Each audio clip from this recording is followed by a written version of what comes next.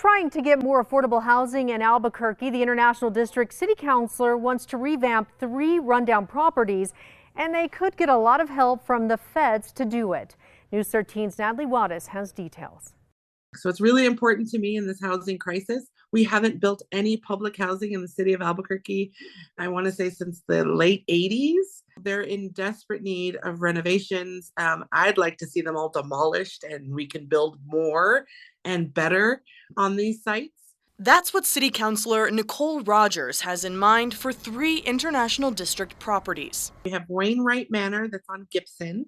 We have Pennsylvania Apartments on Pennsylvania.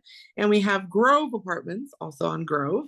Together, the properties have 98 units and house hundreds of people. Rogers is backing a plan called the Choice Neighborhood Initiative in partnership with the city and the Albuquerque Housing Authority, which could rehab the public housing through federal funds. Choice neighborhood means taking a neighborhood folks don't want to live in and making it a neighborhood where people want and choose to live in. The city already has $150,000 in federal grant funds to help build community gardens and cultivate a marketplace. Once we show success there and get that project done, then we can apply for the implementation grant.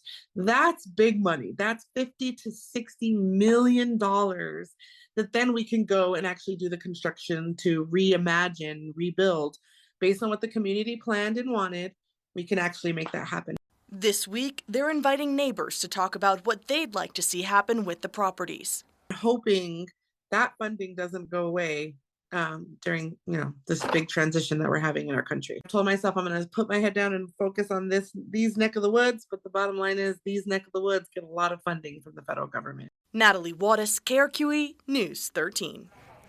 And that community meeting happens Wednesday at Wainwright Manor on Gibson near the Gateway Center at 5:30.